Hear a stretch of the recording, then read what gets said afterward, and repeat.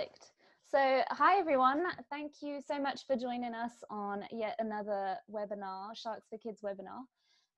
This month is all about women in science, and we're super excited today to be hosting Dr. Andrea Marshall. She is the first person in the world to complete a PhD on manta rays, which is incredible. And after her thesis, she stayed on in Mozambique to spearhead the conservation of manta rays in the region and around the world. She's the lead author of the IUCN's Red List assessments for both species of manta rays and is a member of the IUCN Shark Specialist Group. She's also featured in BBC Natural World documentaries, including one that was titled after her, Andrea, Queen of Mantas. As well as, if anyone's ever seen it, the incredible trilogy Sharks, which was such a good one that I caught a few years back. And in 2013, she was inducted into the ranks of National Geographic's Explorers as an emerging explorer in recognition of her efforts to protect these threatened rays. So Andrea, thank you so much for being here today. It's honestly such an honor to host you. And I can't wait to hear all about your talk. So why don't you introduce yourself a little bit further, and the floor is all yours. Great, thanks. I'm really happy to be here. I love me being able to reach out to people, especially kids. I live in Mozambique in Africa, and I've been here for almost the last 20 years, so I don't get out very much. It's nice to be able to do these types of live chats and tell everyone about the work that we do and tell everyone more about the animals that I love, particularly mantas. So let's not talk about me anymore. Let's get straight into it. And I'd like to share with you a little bit about our work with mantas.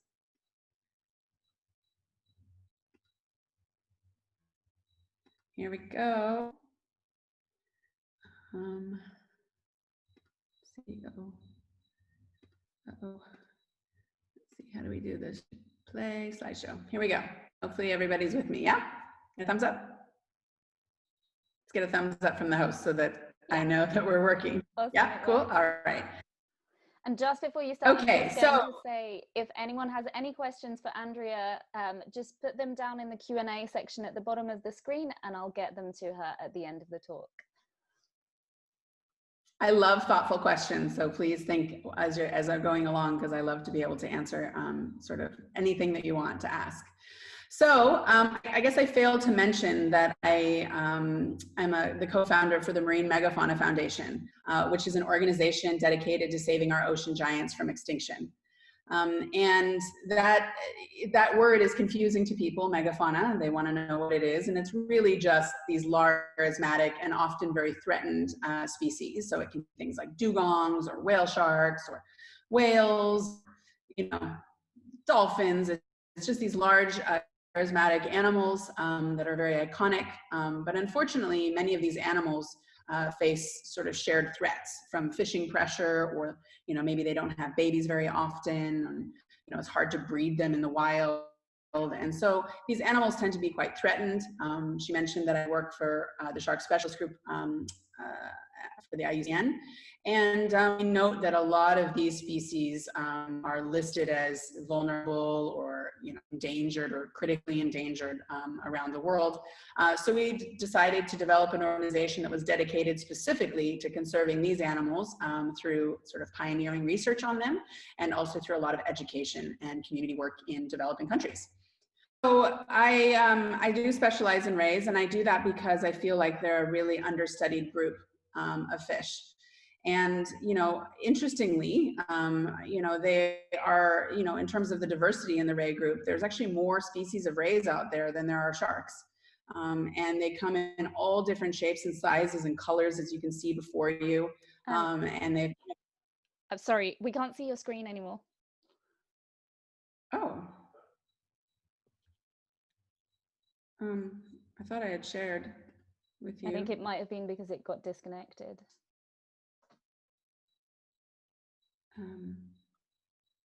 Okay.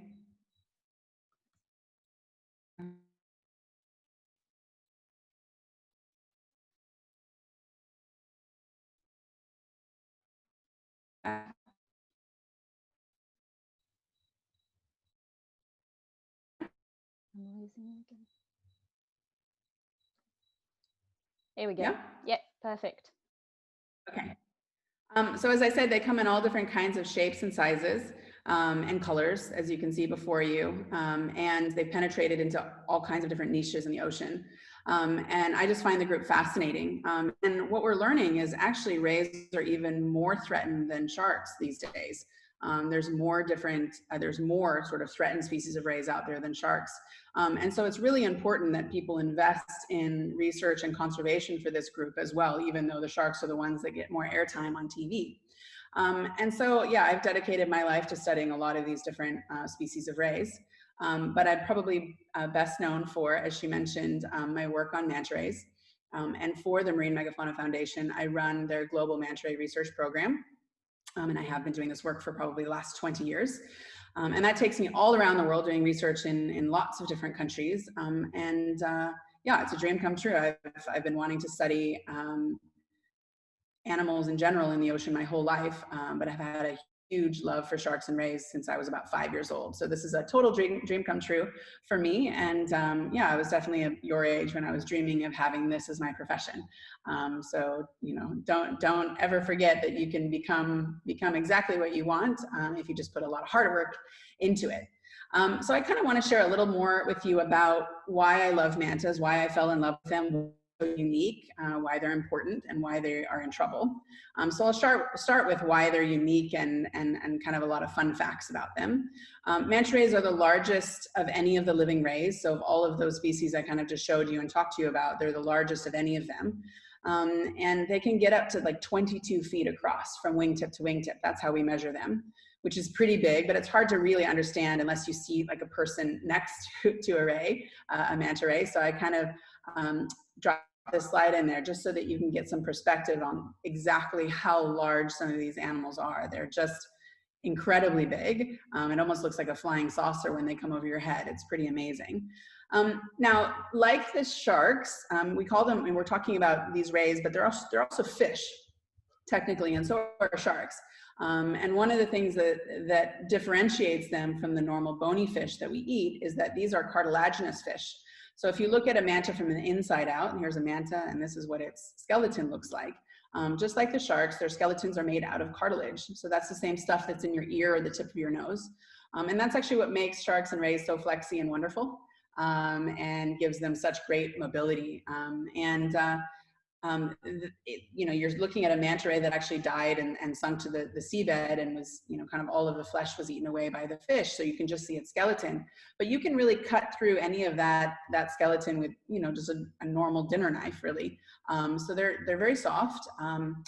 And so that is a sort of a difference between sort of these fish and like the normal fish, like I said, that we eat. Other ways that mantas are a bit different than sharks, for instance, is that they don't really have the big scary teeth that a lot of people think of when they think of sharks. There's also a lot of sharks that have very small teeth, but most of the rays have incredibly small teeth, including mantas. So if you're looking at the teeth of a manta, you need to look at the bottom jaw. That's where they're located. And they have what's called a tooth band that runs from one side of the jaw to the other. And in that tooth band, if you blow it up with some pretty extraordinary photography and you kind of look really close, you can see tiny little teeth embedded in that tooth band. And each of them are only, I mean, they're very small, like only about 1 millimeter or 2 in size. But mantas can have up to 4,000 of those little teeth. Just like sharks, they fall out and they get new ones. But yeah, that's what mantis teeth look like. It's pretty, you know, a lot of people don't think of them as having teeth at all, but they do. So, as I said before, they're not dangerous. They don't have a stinging spine like the stingrays do. You can look at the back of or the bottom of their tail, and you can just see a little hump. And essentially, that's where a sting used to be. But over time, it's gotten smaller and smaller until it's, you know, very not functional now. So mantas can't hurt you. As you've just heard, they don't really have teeth to speak of. I mean, they have some, but they're very, very small. And they don't have a stinging barb that's functional like a stingray. So they're actually completely harmless. Even though they're large, they're completely harmless animals. And I just want to point that out because sometimes people think just because they're big and they're kind of a shark and ray, maybe they're dangerous, but they're definitely not. In fact, they are incredibly curious and really gentle animals. So you can see me kind of swimming around with a manta in Ecuador here, and it's just playing with me, incredibly inquisitive animals. And that's one of the things that I love about them is, unlike most animals in the water, they don't swim away from you. They're very confident animals, very curious animals, and they're always swimming towards you to investigate you. They have these huge eyes, as you can see, and they rely a lot on sight. They have excellent vision. And so getting up close to you and kind of investigating you and checking you out is definitely something that they do on a regular basis. But it's even more than just that. They are one of the most curious animals that I've ever seen. And so, you know, they'll swim straight up to you out of the middle of nowhere and just come in to investigate you as close as they can and try and figure out what you are. So this is a really big manta ray in Ecuador that's coming in close to investigate one of my research assistants. And as you can see, she's coming in, she can see him, she can feel his bubbles, she wants to get a little bit closer, she wants to get a little bit closer, even closer. So you can see these are animals that are not afraid of us at all. And in fact, they're incredibly curious. And it's really rare in the animal world to find animals that are this trusting and this inquisitive. And one of the things that we found in studying mantas is they actually are very social animals, and they actually have the largest brain to body ratio of any marine fish. So what we think is that they're probably pretty intelligent, and they seem to socialize with one another and with other animals quite a lot. And so we're still learning a lot more about that, but I can definitely say from working on them for the last 20 years that these are pretty smart animals. One of the other things that makes mantas really different than sort of a lot of the other rays in our ocean is that they are what we call pelagic, meaning that they swim in the water column. And mantas can live probably over 40 years, and they never, ever, ever stop swimming that entire time. So that's pretty impressive. Other things that are different about mantas, they have a couple of interesting features. You can see those big pointy things on the front of that manta's head. Those are called cephalic fins or cephalic lobes. They use those for feeding, and I'll show you that right now, but it's a cool side view of the animal right now. So you can see they look like horns, and that's how the group got their name, the devilfish, because people thought they look like devil horns. I hate that name because it gives them a bad impression, but it is a distinctive feature that they have. You may also be seeing all of those huge fish attached to the mantas. Those are called remoras, and they can get really big. And you know, mantas are one of the few rays that can really attract a lot of fish as they travel around. It's almost like a little city builds up around them, and they kind of use the manta to transport themselves from one location to another. And mantas can sometimes have lots of these remoras sticking to them. In fact, we've seen sometimes that they can host like upwards of 60 remoras, which obviously creates a lot of drag. And as you can see, they cause sores on the mantas. So the mantas don't like it at all, but they can't get them off because they don't have any hands. And so unfortunately, they act like, I don't know, like a bus or a taxi, and they transport these other fish all over the ocean with them. So as I said before, these cephalic lobes on the front of their head, they're used for feeding. And you're probably wondering what mantas feed on. Even though they're one of the biggest fish in the ocean, they eat the smallest sort of animals in the ocean, zooplankton. So you can see this manta chowing down. They're filter feeders, so they basically swim through the water column, sucking down all of the zooplankton. Incredibly, manta rays can filter about 240 gallons of water a minute, which is about the same amount of water in an average size hot tub. So that is a lot of water that they can gulp down per minute. And what they're trying to do is they're trying to extract all of these animals that are floating around in our water, called zooplankton. And they can be little jellies, they can be fish eggs, they can be little copepods, all kinds of different land animals kind of live suspended in the water column, and manta rays feed on them all. Basically how it works is that the mantas open this huge cavernous mouth that they have, gulp down all this water containing all of these little these organisms, And those organisms go into the mouth, and then they get stuck on all of these filtering plates that you can see in the manta's mouth. So each one of those dark patches contains like a filtering plate. And so all of those particulate organisms get filtered out just like a pasta strainer. And then all the clean water then passes through the bottom of their body. You can see on the left-hand side, that's where it exits. And then they eat all of the food that's trapped in those filtering plates. So that's how it works. You can see a really short video here of a manta ray feeding in Indonesia, just so that you can see what it looks like. They just open their mouth and kind of go for it.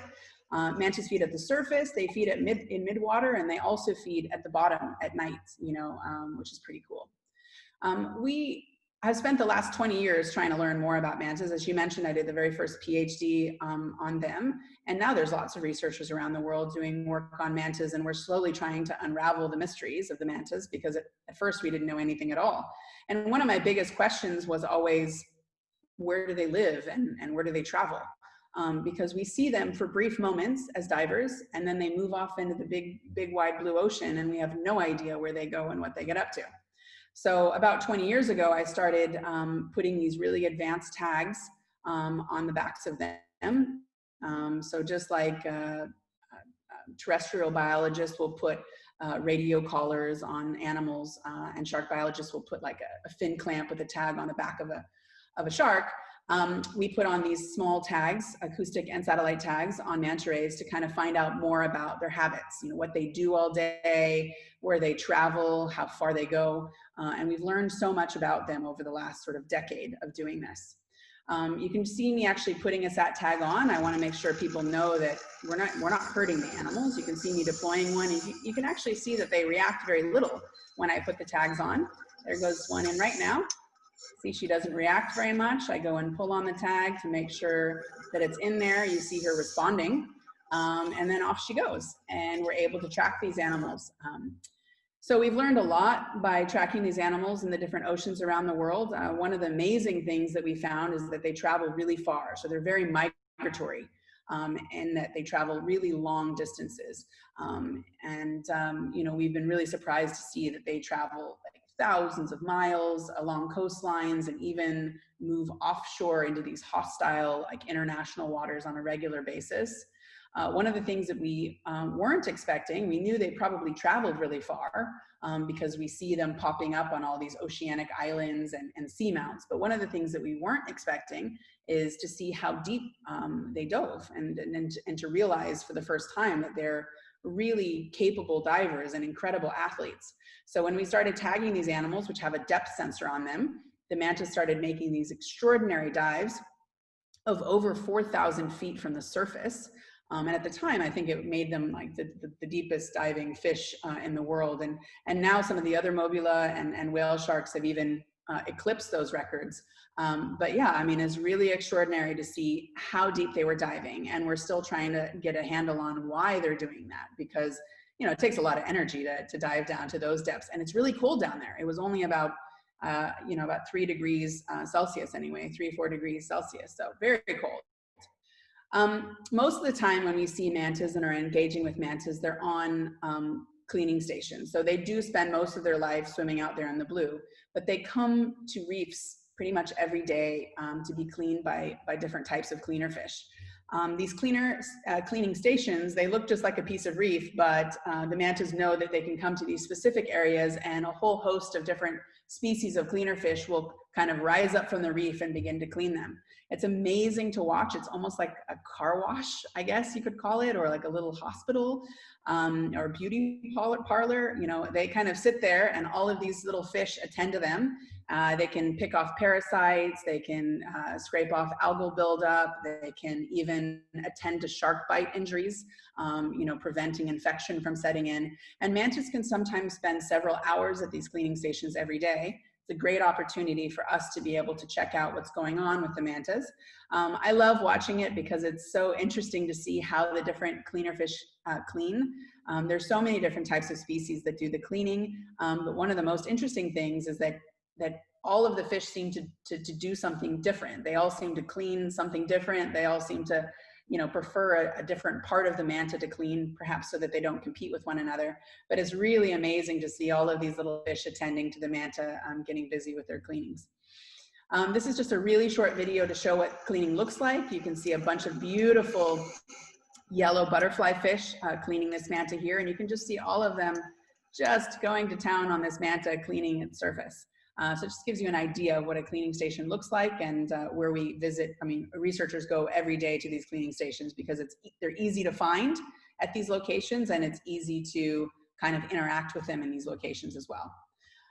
Speaking of actions, Manta Ray Tourism is a really kind of important, an important thing. They're worth millions of dollars, manta rays, around the world for marine tourism because, as I mentioned before, they're so friendly and they like to engage with divers. And so a lot of people, it's on their bucket list of animals to see and to encounter. But of course, we have to be careful because marine tourism, even though mantas are very tolerant, it can definitely have an impact on their behavior. So one of the things that we do as an organization is we develop best practice protocols so that people are able to interact with these animals without having too much of a negative impact on the animals themselves. And we do things like suggesting that people build little walls around cleaning stations. So you can see this amazing little wall in Raja Ampat in Indonesia, where the divers all sit behind the wall and the mantas all clean on the other side of it. And the mantas are happy because they're able to clean without being disturbed. And the divers are happy because they're able to sit down on the sand and be able to watch the manta rays for hours. So yeah, it's pretty exciting to be able to do research and help develop like the tourism industry for these animals around the world. And in some areas, we're doing that very successfully. The reason that we're so concerned about not impacting the mantas is because they're threatened species. So again, back to the red list, we've worked very hard over the last 20 years to be able to assess the conservation status of manta rays globally appropriately. When I first started working with mantas, they were considered data deficient. We had no information to be able to even assign them a conservation status. And over the years, we've gotten more and more information that's allowed us to be able to classify them now as vulnerable to extinction. So they're globally a threatened species, and every time we evaluate these mantas, unfortunately, their conservation status gets increased. So it won't be long before they're definitely endangered. And the reason for that, I hate to show such a gruesome photo, but it's important for you guys to know one of the big reasons that they're so in trouble is because there's intensive fishing pressure for mantas around the world that has caused populations around the globe to just decline rapidly. And it's been really sad for me to watch and experience as I travel around the world. Now, people may ask, why is everyone fishing for manta rays? I mean, what would they want to do with them? It's very much like shark fins, which I'm sure you guys know a lot about, which are removed from the sharks and sent to Asia for a special soup. The gills of the mantas, those filtering plates that I told you about, those are actually extracted from the mantas and sent to Asia and are used in a bogus health tonic. But it's a health tonic, although it doesn't really do anything for your health. That's what they're being killed for. And unfortunately, a lot of mantas are being killed every year, and mobulas every year around the world to kind of feed this craving for this particular tonic. But mantas have other threats too, more minor ones, but still threats. So one of the big threats is potentially plastic pollution and the ingestion of plastics. And we're working in many areas around the world which are have really severe plastic problems in their oceans, like Indonesia, and we're trying to study more about the impacts of this. But as you can see, this is a baby manta, and it's grown up its whole life in this area that's just full of plastics. So I'm sure I don't need to explain what the problem is going to be there. We're working in other populations too, where we have really urban mantas, where mantas live in an area that's become really highly developed, and all this development causes loss of habitat. The mantas are constantly being driven over by boats and jet skis. There's noise pollution, there's actual physical pollution of the water. So there's a lot of impacts to the mantas around the world. And it's just important for you guys to know that even though they're an amazing animal, that they face a lot of threats, and we really need to work a lot to manage their populations and conserve them if we're gonna keep them around.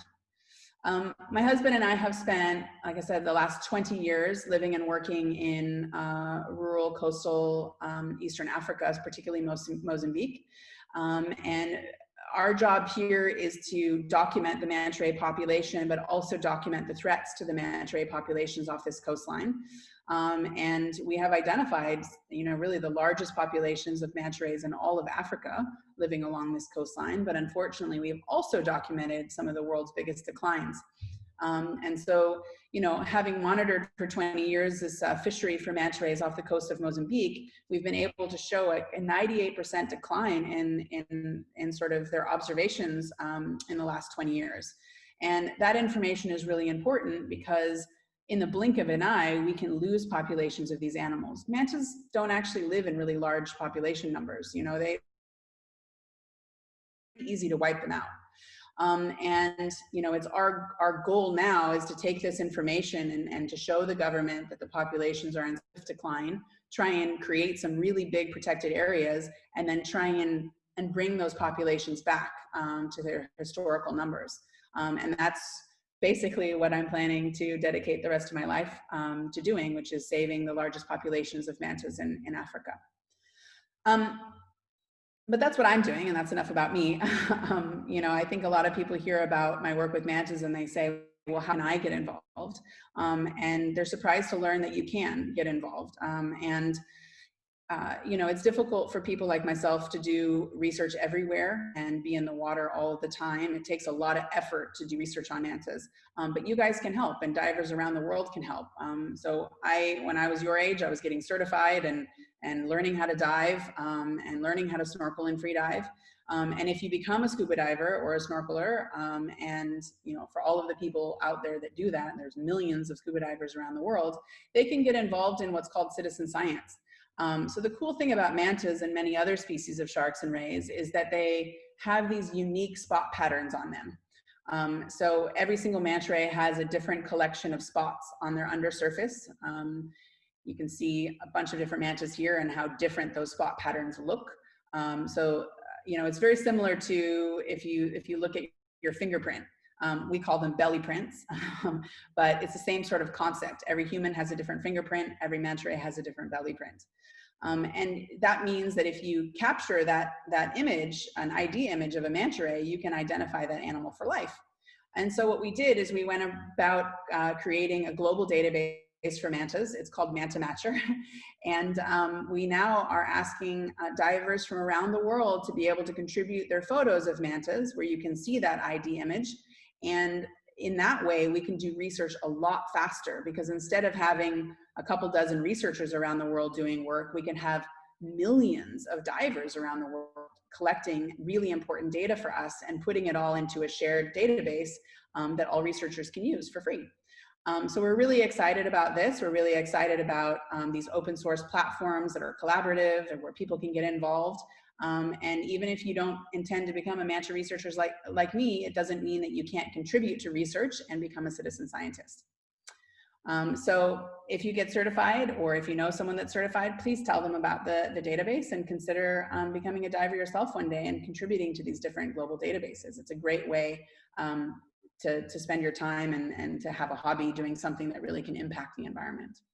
So hopefully you are now in love with mantas and you think they're pretty cool. They are really one of the coolest animals in the ocean. I feel like they're like aliens. They're really special animals. Everything we learn about them is amazing. They're always breaking records. We're always learning something new and exciting. It's a really incredible job to be a manta researcher. It's tiring and it's not always fun. We have to do a lot of data crunching and report writing. But I feel very privileged to have this job and to be able to share some of my work with you. I'm sure you guys want to ask a lot of questions about mantas, so I'll open that up to the floor now. But I just wanted to say that, our organization is made up of a lot of really younger biologists, and we're really excited about sharing information with kids and also, kind of sharing our research information with the public. So please follow along. If you guys are on social media, you can find me personally at Queen of Mantas. That's my handle everywhere. And please follow the Marine Megafauna Foundation as well for a lot more updates on the work that we do. So I will now unshare and allow you guys to ask all the questions that you want. Awesome. Thank you so much, Andrea. That was incredible. I mean, if anything, I just want to see manta rays one day. They're one of the species I've never got to see among many. I haven't seen that many, but yeah, so we've learned lots today. We've learned that Nemo was right. Rays are the buses of the ocean. Yep. We've learned that they are really intelligent creatures, that they also have a lot of threats. And so we're going to jump into some questions. And one of the first ones is actually about one of those threats that you sort of touched on, and it's plastics, and especially microplastics, because since they're filter feeders, does that mean that they're direct consumers of microplastics? And do we know what the impacts on them might be? Yes, so thank you for asking that question. I've been obsessed with that. It's kind of been haunting me, that concept that mantas might be eating plastic. And so I actually got a PhD student of mine to do an entire PhD on that specific question. And she's just matriculated and had handed in an amazing thesis. And unfortunately, for the very first time, we've confirmed that manta rays are ingesting plastics directly, and quite a lot of it in some areas of the world, whale sharks as well. And so now that we know that they're consuming it, I think the next level of the work that is being done is how that's going to impact them. So the physical ingestion of plastics for many animals in the ocean can cause problems with digestion, can fill up their stomachs, they can't pass it regularly. But even the more sinister and kind of cryptic threat is that plastics, when they're hanging around, floating around in the water, they like adhere a lot of really nasty things, a lot of PCBs, a lot of different, call it like a lot of different kind of pollutants and chemicals and things like that build up on the plastics. They absorb that. And then when the manta rays ingest them, they in turn kind of absorb and ingest all of those nasties. So one of the things that we're trying to learn now is what the impacts of that will be. Is it going to affect their endocrine system or their reproduction? Is it going to have a long-term impact on their health? And so we're beginning to study that right now. And you know, even though it's a really sad thing to study, it's really important that we understand that if we're going to do something about it. So stay tuned for more information on that, but I suspect it's going to have a pretty significant impact on them. You mentioned endocrine system. Can you just tell us what that means? Yeah, so sorry. I mean, I don't have time to probably go into all aspects of things, but you know, I think the most important things about plastic and the kind of and the pollutants that are on there is that it could kind of affect their like immune system. It can affect their ability to perhaps reproduce. We believe that some of these can be passed on from from female mantas to their offspring. So it's, you know, I'm trying to not use big words sometimes, but I think people can understand that if we were to ingest chemicals, it would have all kinds of different impacts on our bodies and our ability to be able to live a healthy life. So we'll investigate all of those things and find out what the biggest problems are and what we might be able to do about it. Awesome, thank you so much. With that being said, what in your scientific opinion is the biggest threat to manta rays today? Definitely fishing pressure, and that's why I had to show those images. I don't like to share that kind of stuff. I know it's difficult to see, but I think it's important. You know, a lot of people see manta rays at tourist destinations, and they think, "Oh, wow, mantas, that's so great," and they don't know anything about this kind of sinister, dark world of people targeting manta rays for their body parts in the same way that sharks are targeted for their fins. So it's important for people to know that that's the single biggest threat to mantas across the globe, and that's within our power to change overnight. If we stop fishing them tomorrow, manta rays, like many animals in the ocean, would bounce back, but first we have to stop. Awesome. So let's move on to something a little bit more positive. Someone in the questions asks us, so how do manta rays actually swallow their food? Because the zooplankton gets caught in their gill rakers, but how does it then get into their belly? Yeah, it's a really good question. And there's someone that's actually trying to study that right now, not from someone from my research team, but someone from the United States. And it's very complex. She's tried to model the manta's mouth and model the way that the water flows through the mouth. But it appears that mantas, they filter all of the food, then it gets trapped, then they close their mouth, and they do like a bit of a swallow cough thing. All the water exits, and then somehow inside, and we'll never know unless we can put little cameras inside, all that buildup kind of gets flushed to the back of their mouth. And in the back of their mouth, if I should have showed you in the picture, their throat is about the size of your fist. All of that buildup gets directed back, and they're able to swallow that, I guess, little ball of plankton. And believe me, we've tried to figure out how to put like little micro cameras in there to monitor how that works. But it obviously works because they are alive. So sometimes things have to be a little bit of a mystery. I have to say that's always been something that I've wondered about filter feeding sharks Exactly. and rays. It's very bizarre. All right, so we've got some more questions. How do mantas make any sound, or how do they communicate with each other? Oh, that's a really great question. And that is something that we are directly looking into and have been for a number of years. They don't produce any sound themselves, like not the one that not what you're thinking of. They don't actually make a noise. But they are capable of producing sounds with their body. So just like the great whales, they breach a lot.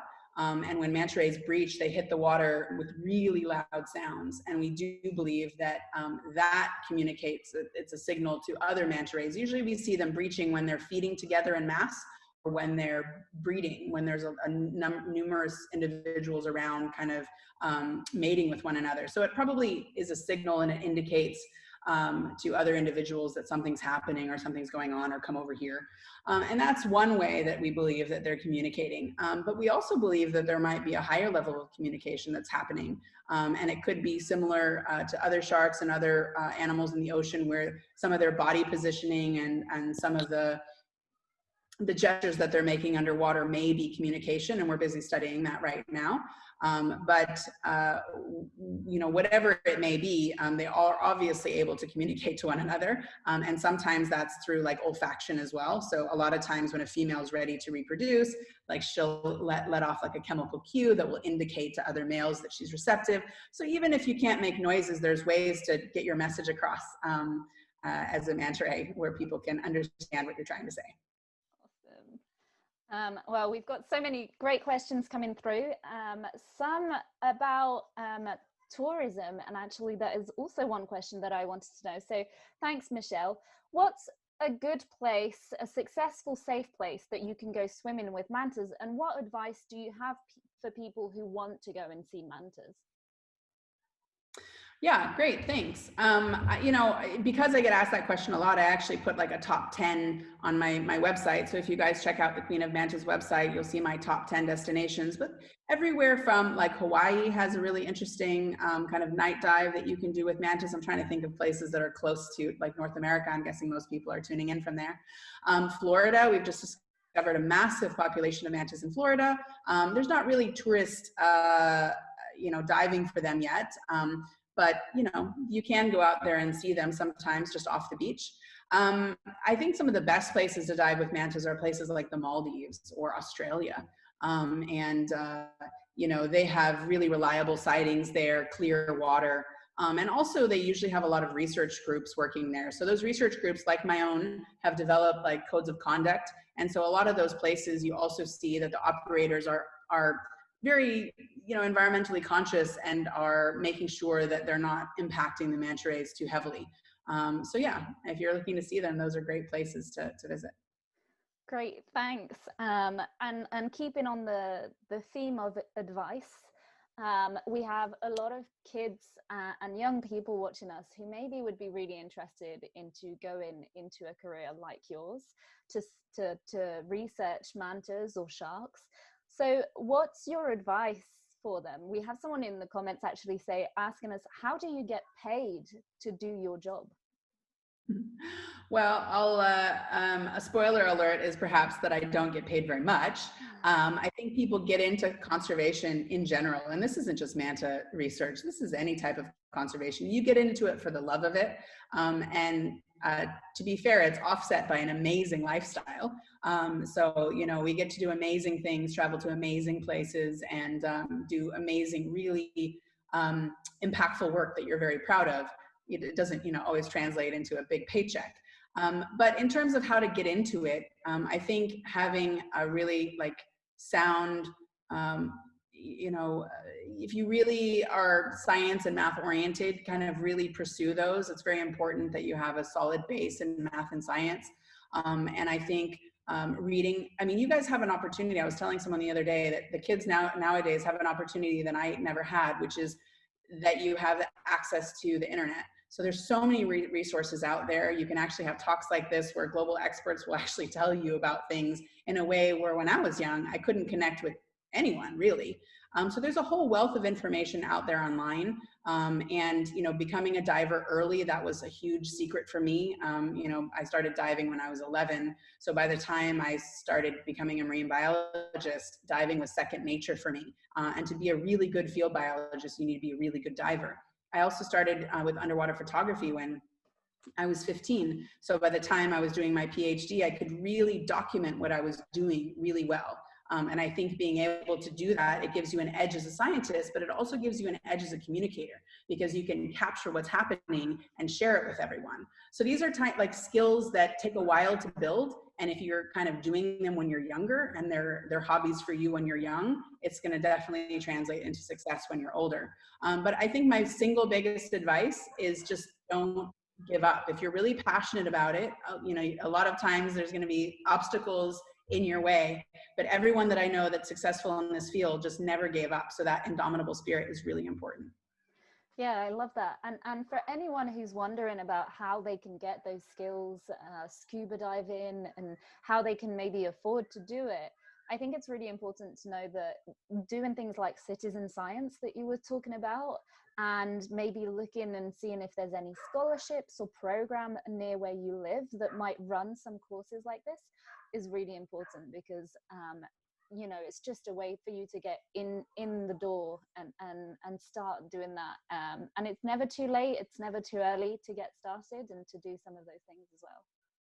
And network. I really said to follow us, not because I need more followers, but more because you have an opportunity these days to follow all the people that you admire. And by getting to know them and their work and corresponding with them, just the doors open, I promise you. So being able, I mean, don't stalk us, but you know, being able to follow online, learn more, and really develop relationships with a lot of the researchers and conservationists around the world, I promise you, opportunities will come your way. Yeah, awesome. Last question, because I'm conscious. I'll ask you two more questions. We have someone in the comments who's asked, has the pandemic affected creatures in the ocean? Definitely. I definitely think so. And in many cases, potentially in a very positive way. You know, not having the amount of traffic in terms of boats and cargo ships. It's been a huge reduction in ocean noise. Also in fishing pressure. You know, a lot of people aren't actually out fishing anymore. And that's artisanal fishing pressure and also commercial fishing pressure.